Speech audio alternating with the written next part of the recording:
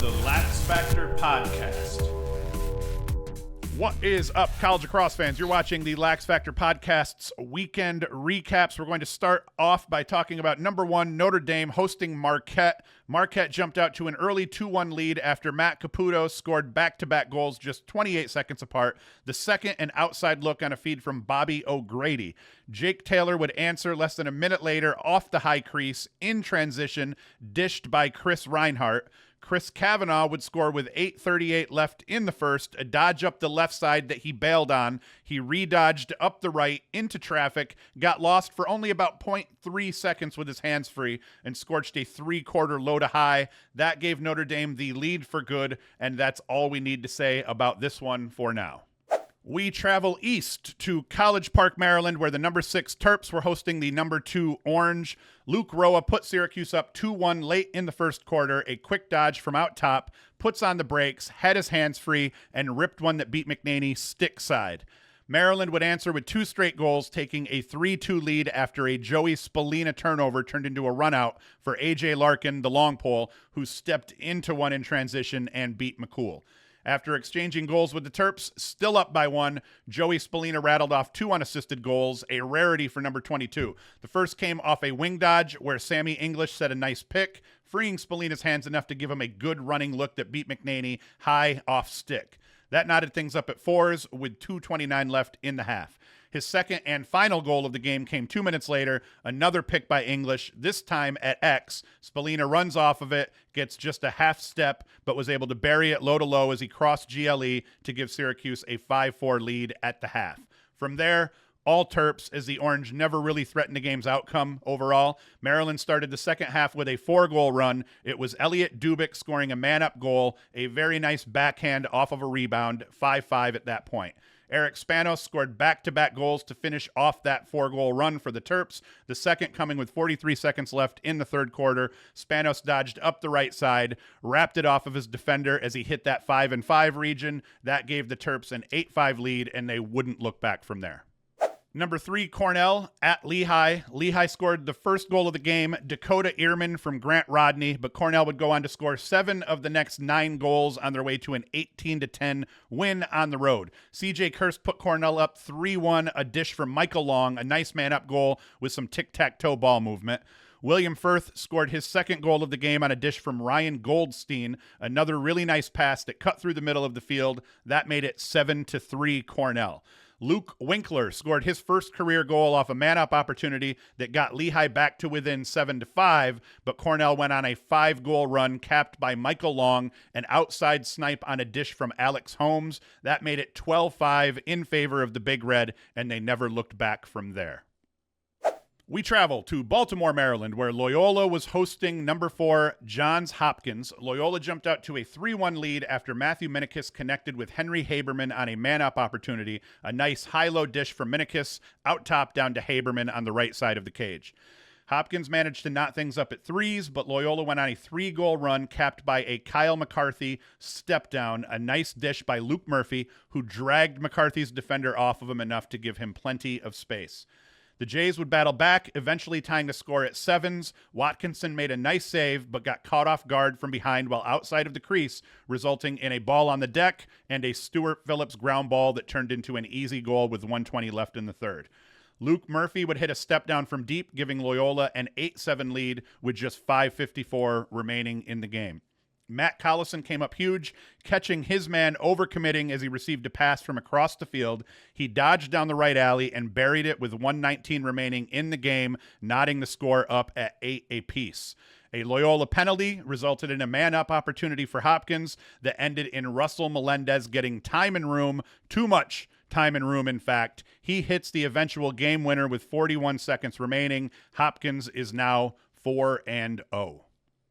Number 5, Princeton at number 10, Penn State, in easily the worst telecast of the entire weekend. Coulter Mackesy gave Princeton a 10-8 lead with 9:49 to play in the fourth quarter. Unassisted, a dodge down the left alley, probably a shot that Frasian wishes he could have back.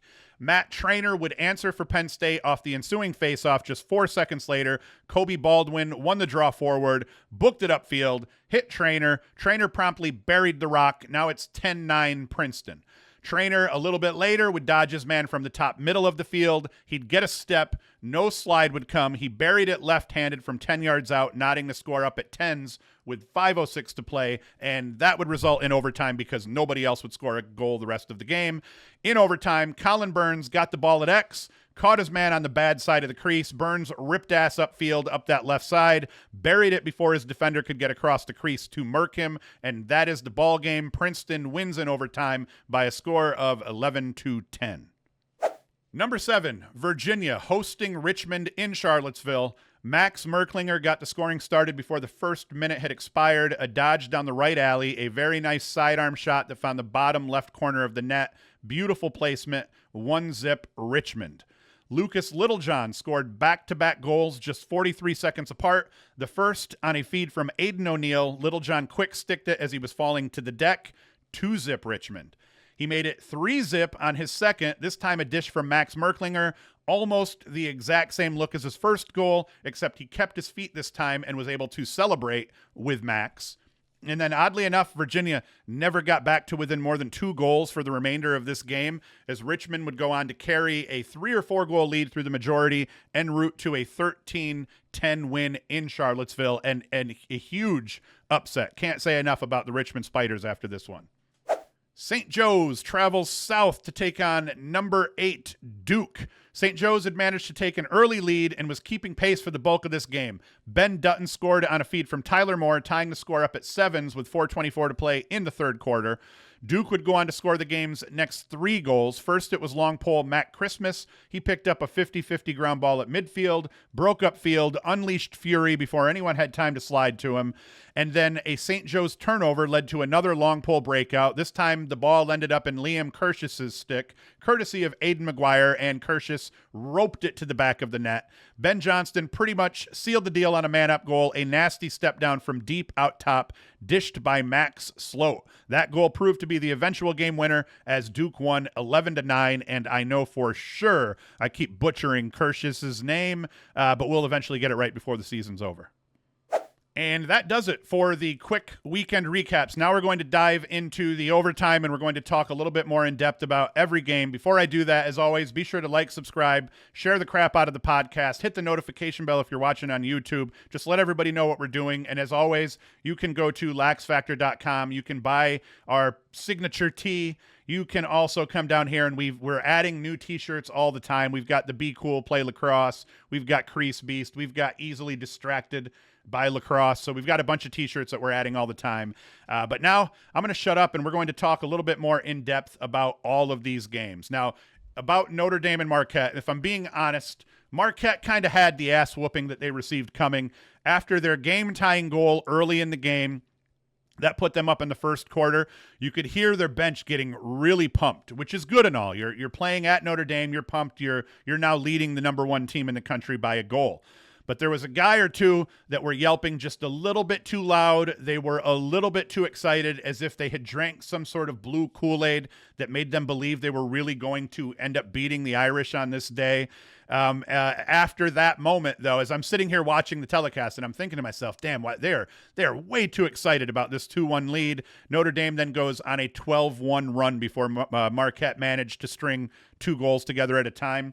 Notre Dame had 4 players with 4 points here. We've got Will Maharas. I don't even know how to pronounce that. Maharas, whatever his name is. He's 2-2. Brady Poke-Orney. Is that his name? Poke-Orney? Brady Poke-Orney. This is like Bryant, guys. I've always said Bryant had the most odd names. It was like they had a bunch of Polish people with a bunch of names that we couldn't say. Maybe Notre Dame's trying to take that here with these first 2. Or I posit maybe I'm an idiot. But either way, these 2 dudes each went 2-2, which is a very good sign for Notre Dame. Notre Dame was without their full complement of offensive talent. So for guys to be stepping up the way that they are so far, I think Poke-Orney might be the freshman. Actually, we could look that up real quick. He is the freshman attackman, so good day for him. Will Angrick 3-1, Chris Kavanaugh 2-2, Ricky Ardelli 2-1. So you see, and Jake Taylor 3-0. I mean, Notre Dame got a bunch of scoring. They got actual depth in their scoring all the way down with, what is it here? 1, 2, 3, 4, 5, 6, 7, 8 guys with at least 3 points. So that's a hell of a job for Notre Dame right there. Thomas, Ricky Ardelli, and Cage played so-so, 6 saves against 6 goals against. It wasn't a good day to be a goalie at all, especially if you were Marquette. As we look here, 8 saves against 19 goals against for Lucas Lawis, who was the Marquette starting goalkeeper. I imagine he was. So that was a brutal day. And then if we look at the face-off dot, not what you would expect here. Will Lynch, 9 of 19. It's been Colin Hagstrom, who's been really tough at the dot for Notre Dame overall. So we'll watch that closely as they start getting into tougher play. I think Notre Dame has, who is it here? Notre Dame has Georgetown and Maryland next. So they've got 2 tough games. I think they're going to handle Georgetown, but we'll see. The Maryland game could prove to be a really good game here, especially after we saw what Maryland did against Syracuse, which we are going to talk about next here. As we dive in here, now as a Syracuse fan, this one was really tough to watch. I felt Syracuse played a good game defensively, despite the fact they gave up 11 goals and lost. But when you're dealing with an offense that possession after possession after possession over the course of that second half, where they're just failing you every time and you get a stop, they're not scoring a goal, and eventually the defense's back is up against the wall. The offense gets so desperate, they start making poor decisions, and it snowballs from there, which is pretty much what we saw over that third and fourth quarter, where Maryland outscored Syracuse in that second half 7-2. Not great overall.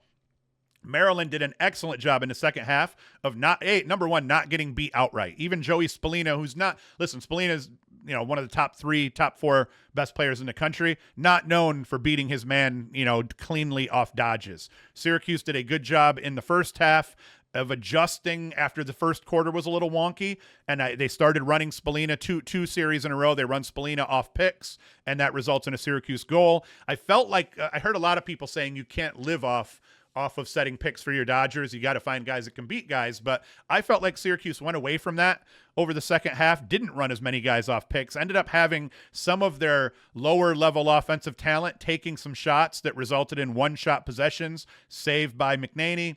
Balls going back up the other way. So I felt like offensively, Syracuse did a terrible job with shot selection and just shooting the ball in general. But Maryland did an incredible job of staying on everybody's hands, not giving up those easy goals on the crease, just always having a guy in an area where Syracuse has been used to getting easy goals. Maryland never gave them those easy goals. Credit the Terps defense also for staying out of the penalty box. The Syracuse man-up only took the field once and was held without a goal on the day. That is a big deal when you're playing against the Syracuse man-up team that generally is going to, put up at least 50%. So you give them 3 penalties, they're scoring a goal and a half if that were possible. But you get the idea. They didn't go into the penalty box. Syracuse wasn't able to get any cheap goals on man-up opportunities. And then if I'm being a harsh critic of the team I love, which I'm trying to keep this more, hey, credit to Maryland, which is really how this is, but being a Cuse fan, I can't help but get a little hurt and nasty here and be a harsh critic. Syracuse can't win big games on the road. We look at last season against Maryland in the Dome, they lose. That's not on the road. They play at Notre Dame, lose a close one. We're not mad at them for that. They play at Cornell. They lost that game. Terrible loss. They should not have lost that game on the road at Cornell. In the tournament, they played a Denver team that a lot of people, including myself, thought they were going to be able to beat in Towson, Maryland. Not an away game in the sense Syracuse was the higher seeded team, so it was technically a Cuse home game, but it was in Towson, Maryland. They get waxed by Denver. In 2023, at Maryland, loss. At Virginia, loss. At Duke, loss. So yes, every once in a while over the last 4 or 5 years, Syracuse has been able to pull out some big wins against some very good teams, but it would appear they have a much harder time doing so on the road. I'd say a little bit more struggles on the road than the average team when they're playing, other big schools. And maybe that's because they play everybody non-conference pretty much at the Dome. We'll see, but I feel like that's hurt them. Road games, especially road games in the cold early in the season. They have not performed At least that's what it feels like. I could be completely wrong if I remove my feels from this, which I'm going to try to do for the rest of this here. The Maryland defense totally outplayed Syracuse in the second half. Syracuse couldn't win any 1v1 matchups. They couldn't hit the cage to save their life. They turned the ball over 6 times to Maryland's 4. The Maryland short stick defenders played incredible, taking the Syracuse midfield pretty much out of the game. If we look at it here, Syracuse midfielders, Sam English an assist, Roa an early goal, and Trey Deer a goal. So that first line midfield only got 1 point of production. That's all due to the Maryland rope unit. They were mixing up who got the long pole, it looked like at times, but it didn't matter because the first line midfielders couldn't do crap. I'm wrong. It was a goal and an assist out of the first line midfield, and then just 1 goal out of the second line midfield. I wasn't a big fan. Maryland did a great job. Jack McDonald, 7 ground balls, number 51 for Maryland. I think he was 51, maybe 55. He's an LSM for Maryland. Every ground ball he picked up felt like a gut shot because it seemed that they came at a time when Syracuse would need the ball to try to get some momentum going. And then finally, Maryland got production from all 3 attackmen in the same game here. Spanos was the big guy. He came on late. He finished the game with 2 goals and 2 helpers. Braden Erksa went for a goal in addition. Danny Kelly put up 2 goals, that one early. The Terps got production from a variety of midfielders. Bryce Ford had 2 goals, and 6 other Maryland players contributed at least a point. Logan McNaney definitely wins the goalie battle here. If we hop here and look, he's got 12 saves to 7 goals against. Jimmy McCool did not have a bad game, though. 12 saves, 11 goals against. I didn't think the Syracuse defense played well. Obviously, stats would indicate they played better in the first half than the second, but I felt like there was a lot of those 4 goals in that first half were a little bit too easy. So once again, I didn't think that the Syracuse defense played a terrible game. I thought McCool was okay. It was just a matter of eventually when your offense kind of shits the bed so badly, that's eventually going to put a strain on the defense because Maryland's time of possession was, I think they had the ball maybe as much as like 10, 12 minutes more than Syracuse did over the course of this game. So 100% credit to Maryland, credit to Logan McNaney here. Face-off dot, definitely leaning into Maryland's favor by quite a bit here with Shea Keithler doing a good job, winning 8 of 14. John Mullen, 11 of 22 at 50%. That didn't tip the scales in any way, I don't think, overall. I think generally it was Syracuse's offense could not figure out a very good Maryland defense who had a very good game plan. Could you argue the Syracuse coaching staff got out-coached? Maybe, but I'm a coach, used to be a coach, and I would say the players are the ones playing the game. Definitely the adjustments that Syracuse made at the half did not equal the adjustments that Maryland made at the half because Maryland came out and beat their asses in that second half. So this isn't like hugely alarming if you're a Syracuse fan, and this is really good news if you're a Maryland fan. Syracuse can make some adjustments, and I think if they played this game again, it could go a different way. But it shows that the Terps are legit. I've had the Terps ranked as my number 3 or 4 team all season ahead of everybody else because I figured they are going to figure out a way to put it together, and they figured out a way to put it together here against the Orange on Saturday. It made me sad. All right, next game we're going to talk about here was the Lehigh and the Cornell game. Cornell's attack, incredible. 16 points on the day. Michael Long was 3 and 4. CJ Kirst had 5 goals. Ryan Goldstein, the sophomore, a goal and 3 helpers. Cornell's midfield. William Firth, 4 goals. He paced Cornell's mids. Ryan Sheehan, 1 and 2. Andrew Dalton, 2. Luke Gilmartin, 2. All had solid days. Cornell won this game because they won the game between the boxes. Jack Cascadden, he won 17 of 25 draws on the day, which is bonkers.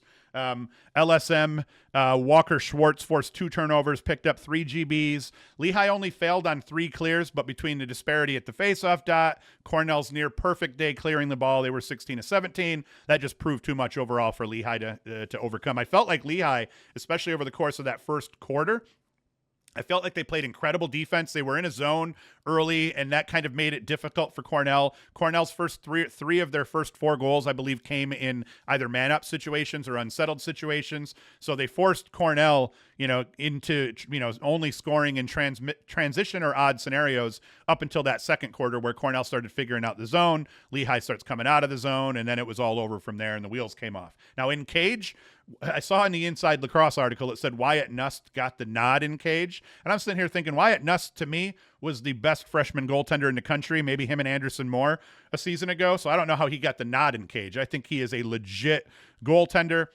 He has 14 saves against, just 10 goals against on the day.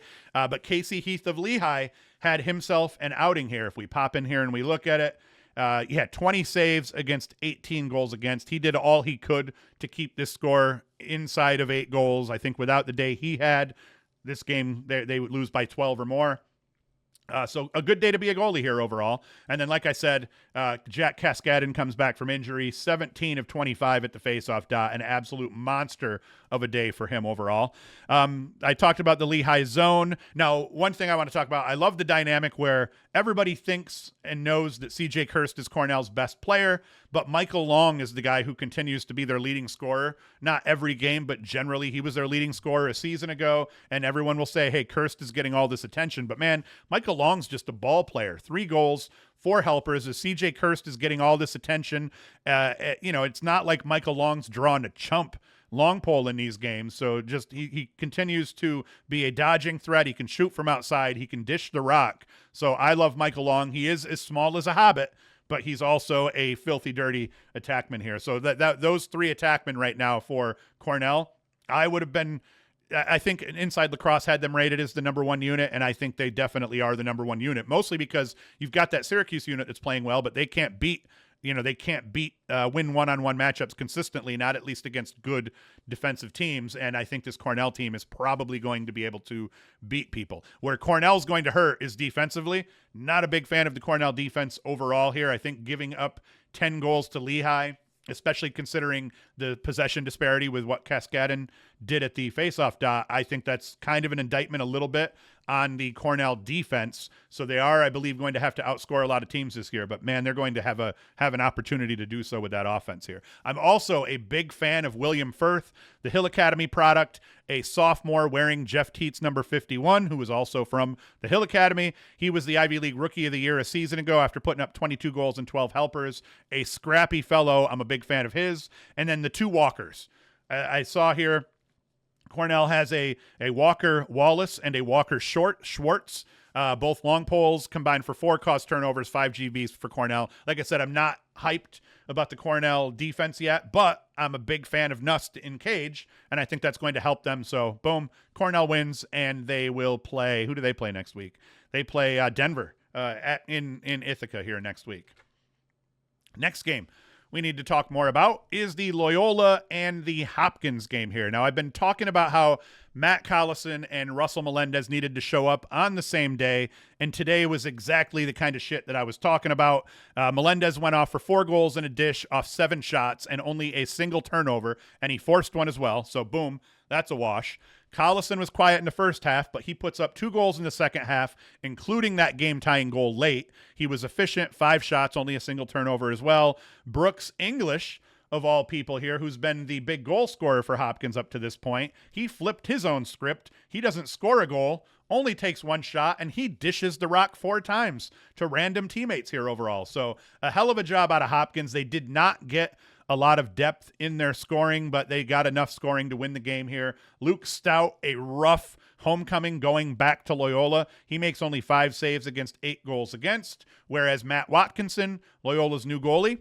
had a very good game, 13 saves against 9 goals against, so he's one of the reasons Loyola was able to hang in this game. And then we look at the faceoff dot. Overall, pretty split. Logan Callahan for Hopkins continues to impress me. He was 10 of 18, but Loyola, faceoff by committee, managed to eke out, almost 50% or a little, was it? Yeah, I don't know. I can't do this complex math to figure out what their overall percentage was, but they didn't do a terrible job at the faceoff dot. Matthew Minikis, 2-2 for Loyola.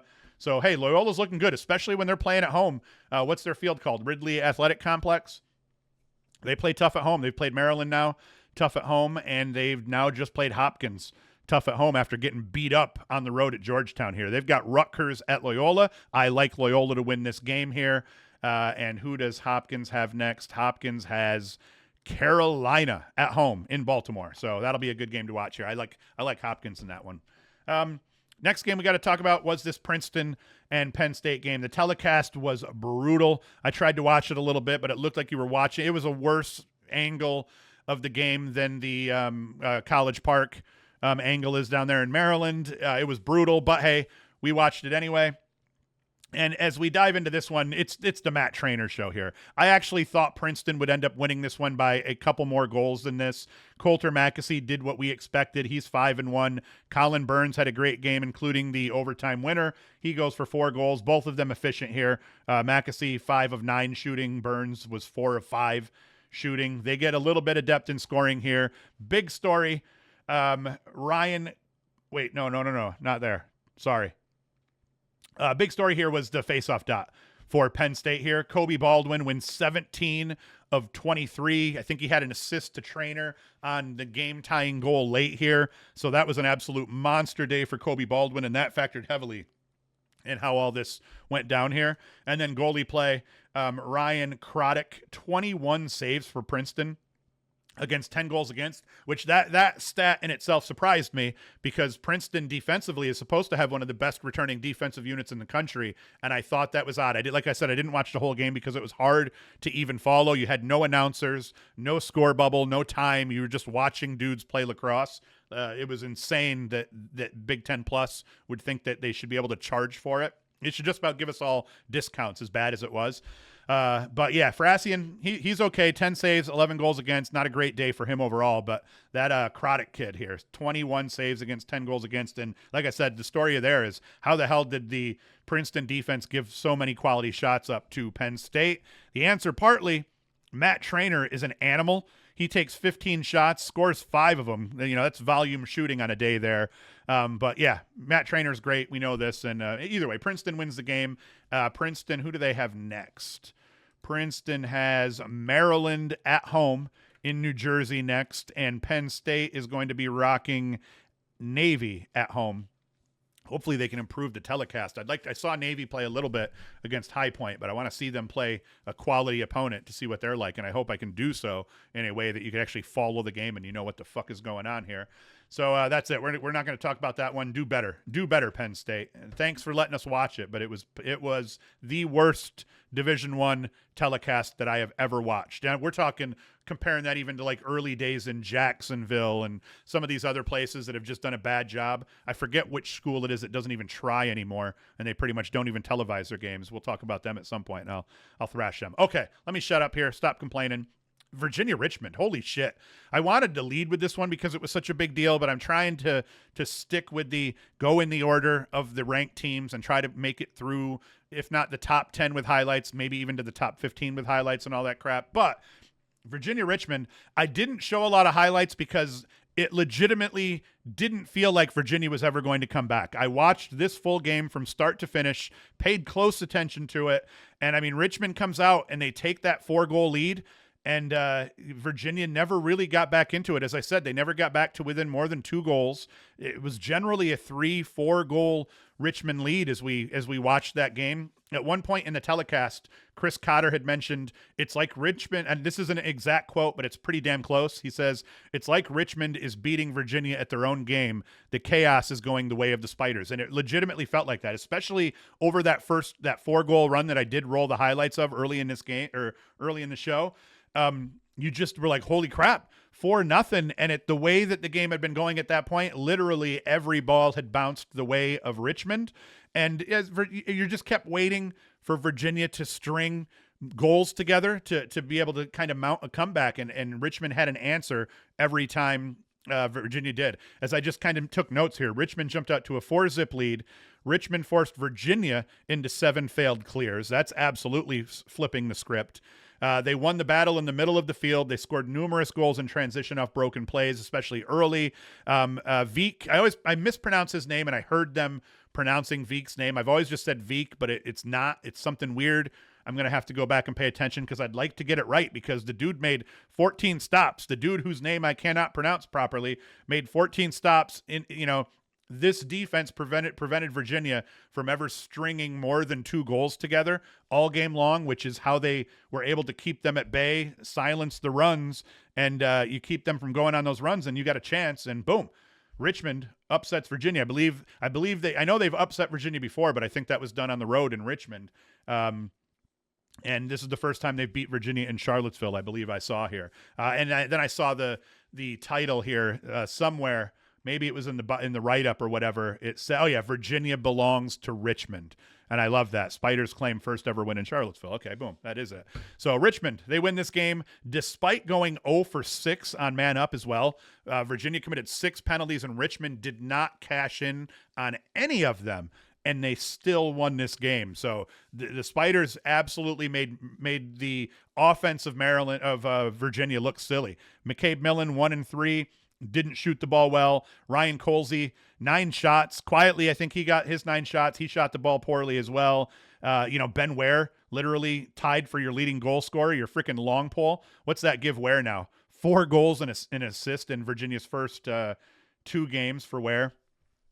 So that's a hell of a job there. Joey Terenzi had a nice goal early and then did nothing pretty much the rest of the game. So credit to Richmond and their defense for playing a hell of a game against Virginia. They mixed it up. They did well in man. They didn't get beat in one-on-one matchups, but when they did in those rare moments, they got slides there. They were able to cover. So I just can't say enough about it, man. It was a great game to watch. Man, woman, whoever the fuck is watching. Today's going to be a swearing day. I can tell because of Syracuse losing. St. Joe's and Duke. What do I have to say about this one? Duke has not surprised me or has not impressed me so far. Their telecasts haven't been great. No replays, I don't think, in this one. The Duke offense did just enough here. Eric Maliver, 1-3. He's been a pretty consistent threat for them. Andrew McAdory showed up in this one, 3-0. I think the Duke midfield being a lot more quiet in this game hurt them. So credit St. Joe's defensive midfield for keeping the Duke midfielders a little bit more quiet.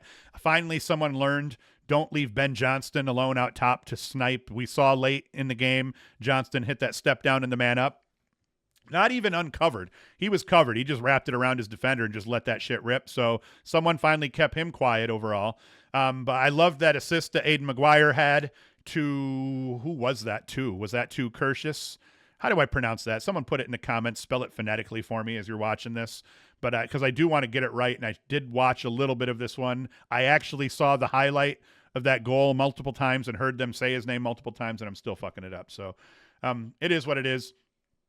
Patrick Jamison in cage was solid. 11 saves, 9 goals against here. Tommy Gross, not so much, even though St. Joe's was able to keep pace.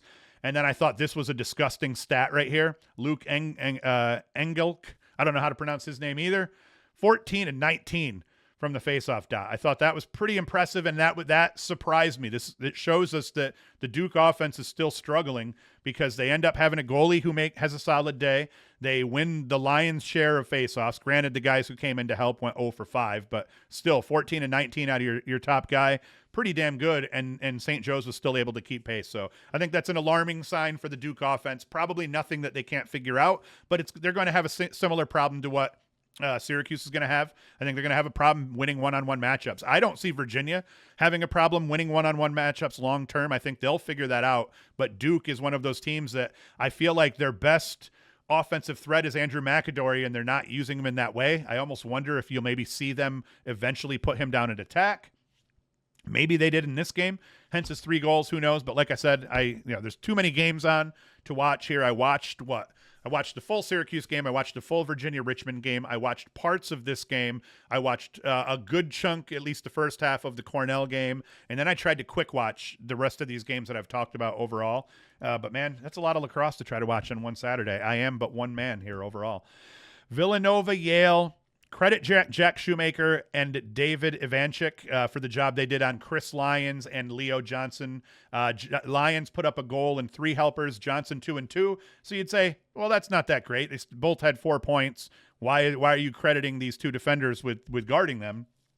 Well, it's because while 4 points doesn't sound like a lot, let me rephrase that here. This is my first stutter of the day. While those 4 points don't sound like a lot, those pulls, keeping them to just those 4 points is the reason that Villanova was able to win this game. I expected both of them to be in the area of 5 to 8 points in this one. I thought Yale was going to beat Villanova. I did not see Villanova pulling this off because I did not think they were going to be able to stop Lyons and Johnson, and they did exactly that, held them back enough. Lyons and Johnson, if you don't know, they are one of the best 1-2 punches here in college lacrosse in terms of best attack duos in the nation. Excuse me. And for the Villanova defense to keep their output reasonable. And then they did a good job bottling everyone else up. As you see here, nobody put up more than 2 points beyond that. And, they did get some depth in scoring here. But either way, they kept the top two guys low. Carson Kuhl could have put up some points. He didn't. And, Villanova ends up winning this game. Villanova completely outplayed Yale for 3 of 4 quarters. That fourth quarter, not so much here. Fourth quarter looked pretty rough for Villanova, but in February, winning 3 out of 4 quarters is often good enough, depending on how the other team responds in that one off quarter. And apparently against Yale in February, playing solid for 3 of 4 is good enough to get a victory. In Cage, not a great day to be a keeper. Both keepers were below 50 cent. Both keepers were below 50%. And Villanova, credit to Tyler Sandoval. Isn't Sandoval the former Princeton face-off guy? I'm pretty sure he is, but credit to him. He wins 9 of 16. That kind of gets evened out overall, but Sandoval did his job here when it mattered. And, Villanova ends up upsetting Yale, which is kind of what Villanova does. I want to say this is probably the second or third time over the last 8 years that Villanova's beat Yale in February. So it kind of happens. I wish I would have taken him on a bet, but I suck at betting, and I never call these things. I never see them coming. Stony Brook, Carolina. This game was dominated by goalies. We'll show you right from the outset here. Stony Brook, they put up a solid outing, 9-4. Doesn't look like a bad game. Carolina came up big over the second and the fourth quarter here. As you see, they outscore Stony Brook 8-1 over that stretch. But here in the first quarter and the fourth quarter, Stony Brook kept pace, and that was mostly because of goaltenders here. Yes, Michael Gianfrancaro played well for Carolina. The Princeton transfer, 11 saves, 4 goals against. But look at Jamison McLaughlin here, 17 saves against, 9 goals against. He is the reason Stony Brook didn't get beat by double digits. So all credit goes to him. And then another huge thing here is Carolina's offense is supposed to be their strength. I did not expect their defense to be all that good. Honestly, I didn't expect their defense to hold Stony Brook to only 4 goals in a game. Brady Wambach comes out, wins 13 of 17 draws, and Carolina still has a hard time burying Stony Brook. And like I said, your goalie stands on his head like that. That's going to steal some goals off the scoreboard, but still, North Carolina has some shit to work on here. That's not a great sign for them, but credit to Stony Brook for playing a very good team on the road and for hanging tight here. And like I said, mostly credit to their goalies. Dominic Petromala, he goes 5 of 10 on the day shooting, scores 5 goals. Ty English, 3-1. And Owen Duffy, quiet, just an assist off 6 shots. So that's one of the reasons he didn't shoot the ball well or he got robbed. I actually watched a bit of this game Friday night, but I was already 3 or 4 beers deep, so I wasn't paying close attention as I was chirping people, my family, all that crap. Army and Rutgers. We learned 2 things in this game. One, let me just make sure I'm recording here. Okay. I always have to do that. I always feel like, man, I bet you I'm not recording this. We learned 2 things in this game. 1, Army is as good as many people thought, both offensively and defensively. And 2, Rutgers is also about as good as I thought, which is not very good. They're 2-1, but their wins so far have come against Lehigh, who, hasn't played terrible, and LIU. So not great. Beating LIU is what you would expect. Beating Lehigh is what you would expect out of Rutgers. But then that loss to Stony Brook, that one had you kind of scratching your head a little bit here overall. Now this loss to Army 9-3. I don't feel like the game was as close as the score shows that it was. It was 6-1 at the half, 8-1 at the end of the third. I felt like Army, I didn't think Army was going to come out and score a metric shit ton of goals on people. We know Army is going to be a very good defensive team. The highlight of the game in this one was when the Army goaltender, Sean Byrne, stuck a near full field goal as Rutgers attempted a 10-man ride. That was pretty awesome. Byrne has 10 saves on the day. Once again, losing team's goaltender had a really good game and kept the score more reasonable than it otherwise could have been. Carden Stoller for Rutgers goes for 16 saves on the day. Rutgers didn't get the memo, apparently, that A.J. Pilati should be avoided at all costs. I call him Pilati, A.J. Pilot, I think is how you're supposed to say it. Yeah, he ends up having 3 caused turnovers, 5 GBs on the day. I actually noticed his name being called way more than it should have been early in a game. When you've got a defender like Pilot running around down there, you do not want to hear his name called in the telecast at all. And he had an early takeaway, an early ground ball off a scrum. And it's just like, man, wherever Pilot is, you should be on the other side of the field operating. And they didn't get that overall. I think the story for Army looks like it's going to be scoring by committee. Braden Fountain, the freshman attackman, has had 2 great games. He was 4-1 in their first win of the season, 4-2 in this one. And then the regular guys, Eicher 1-1, Gunnar Fellows, just a fucking killer Army lacrosse name, 1-1. Pilot had an assist here. Evan Plunkett was terrible shooting day, but it doesn't matter. Army still wins. And what did we do at the faceoff dot here? Will Coletti got thrashed. Credit to Matthew Pilato here, winning 12 of 15. That was not a stat I expected to see. I hadn't seen that yet. That's insane that he just thrashed Will Coletti, who is a capable face-off man. So that kind of is one of the other reasons that Rutgers hung a little bit more than what the game, as you were watching it, than what it felt like. But still, because I did watch a little bit of this one as well.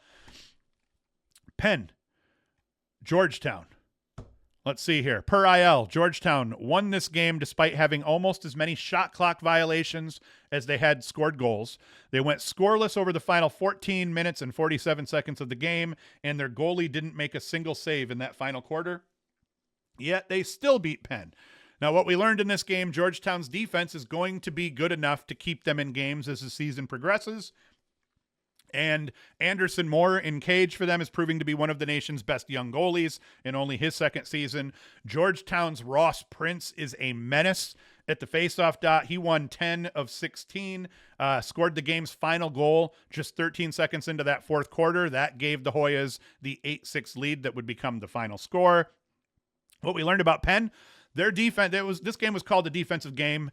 I didn't watch any of it, but just from reading as much as I could about this game, it was Emmett Carroll who made 13 stops on the day. That is the reason that the Penn defense was able to keep Georgetown to just 8 goals. The weather probably played here, but I mean, let's be honest. The Penn defense gave up 41 shots, 21 of them on goal. Georgetown is a poor shooting team, and you can't give them that many shots on a day like this and then expect to win. So that's bad. And thank God for Emmett Carroll that he was able to help them keep a little bit more pace. I also think that it's the way the Ivies played yesterday with the bulk of the Ivies losing. I feel like that whole, hey, let's not play a game until, mid-February. Georgetown, granted, it was only Georgetown's 3rd game of the year, but you're going to see that everywhere an Ivy team played, they were playing against a team that was either playing at least their 2nd game, some of them maybe their 3rd or 4th game overall. So I really don't like that strategy. But like I said, I am a big Emmett Carroll fan, and I just don't think offensively or defensively Penn's going to be – I don't think they're going to light the Ivy on fire as they have been playing really well with the Ivy. I think they're going to struggle a little bit more because even though you've got – Lavelle on defense, I don't think that the defensive unit overall is good beyond him and Carroll, and I think that's going to cause Penn problems overall. And for Georgetown, offensively, you're not going to win a lot of games where you only score 8 goals for them, I don't think, but this was one of those games where they were able to eke it out here. Terrible weather conditions overall, and Fulton Bayman 2-1, Jordan Ray 2-0, Aiden Carroll 1-1. So they got enough scoring out of their big cats to win this game. Overall, I'm going to shut the fuck up. We're going to move on here. But man, Ross Prince is nasty. Let's just say that before we move on to talk about Denver and Utah. Ross Prince at the faceoff dot right now is my favorite faceoff guy in the country. Utah, Denver. The answer to the question, who is going to be Denver's alpha? That was answered by Cody Malosky. He factored in all 4 of Denver's fourth quarter goals here.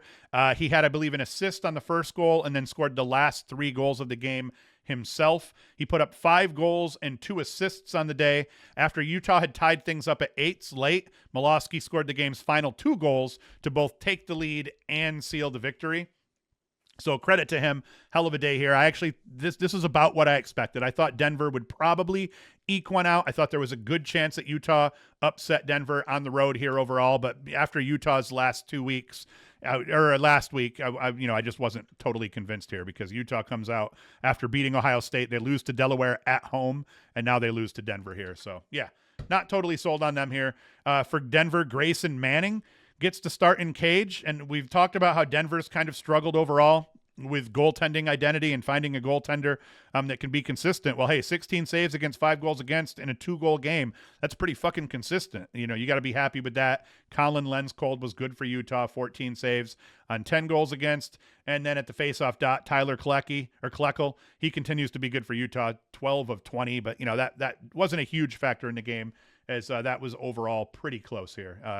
Credit to the goaltenders, though, for both having huge, great days, especially Grayson Manning. And then, like I said, Miloski 5-2, and then just minor scoring throughout over here for the rest of Denver. So, hey, Denver has an alpha. That has to make them happy, I would think. And now we're going to talk about just a couple of scores that we'll rip through here that I want to see. And some of these I haven't even seen yet overall. Delaware beat up on St. John's. That's good for them. What else we got? Harvard ended up beating Providence. They were one of my Ivy League teams that I had picked in a parlay bet that didn't let me down and actually won. That's a big deal here. From what I heard on this one, because I did not see it, Sam King 1 of 6, Teddy Malone 4 goals. So offensively, not a lot of depth in that scoring. Pretty top heavy overall, but they got it done. Goalie battle, 13 saves. Graham Stevens 10 goals against. He wins the goalie battle. His team wins the game. And then at the face-off dot, they end up winning this game despite Quinn McConaughey winning 19 of 26. We've seen a lot of really lopsided battles at the face-off dot so far, and this dude just thrashed Harvard pretty much completely. But hey, Harvard wins, so they're going to get to move up in the rankings as their cohorts are moving down. I saw Hobart had kind of hung with Michigan a little bit early. They couldn't hold on. Michigan does end up beating Hobart 15-9. And do we have any other ranked teams that we have to talk about? I don't think so. Penn State beats Air Force 17-11. That's not terrible. Oh, yeah, let's talk about Jacksonville. Jacksonville, really quickly. Jacksonville was down 10-2 at one point. Marist came out and scored the first goal of the third quarter to take a 10-2 lead, and Jacksonville ends up rattling off 13 goals between the third and fourth quarter to come back and win this one. Not just win it by a goal. They were down 10-2, and they came back and won 15-12. I was a part of a game against Morrisville. It was my first year coaching. We were up 10-3 at the half, and Morrisville came back and beat us in triple overtime, 15-14. A game where I absolutely got out-coached by a veteran coach where he came out and made adjustments. I was just like, hey, we don't need to make adjustments, so just keep doing what we're doing. By the end of the third quarter, it was like, oh, shit, we need to make some adjustments, and we didn't, and they beat us 15-14. I mean, that's just an incredible comeback to come back and win them, by a 3-goal spread here. Jack Taylor, 4-1 on the day. Nicky Brown, 3-0. Taylor was huge in that comeback overall. Not a great day to beat Ryan De La Rocca, who's struggled against Syracuse while he was hobbled, came back and played decent in his next game. Noble Smith for Marist did well. So, yeah, that's just crazy to have experience a comeback like that, because I thought that game was over with. I saw when I think it was like 8-1 or 8-2 or something like that, thinking, oh, man, Jacksonville's done. Not so. Jacksonville came back and won that game. That's it. I'm off. I will get back to doing a preview show. I skipped the preview show. Did put some additional content out last week as I was trying to figure some things out here. Did not do the preview show. I will be back next week to do that. But as always, thank you for watching. Thank you for listening. I will be back next weekend to do this show, and I will get you out a preview show on Wednesday. So that's it. Go to LaxFactor.com. Buy some swag, because all of these videos are going to get flagged and I'm not going to make money off them. The only way I make money off of this goddamn show is if you go out and buy some swag. So support me so I can do more of this. And that's it. Thank you for listening. Thank you for watching. And Hoost is out. The LaxFactor Podcast.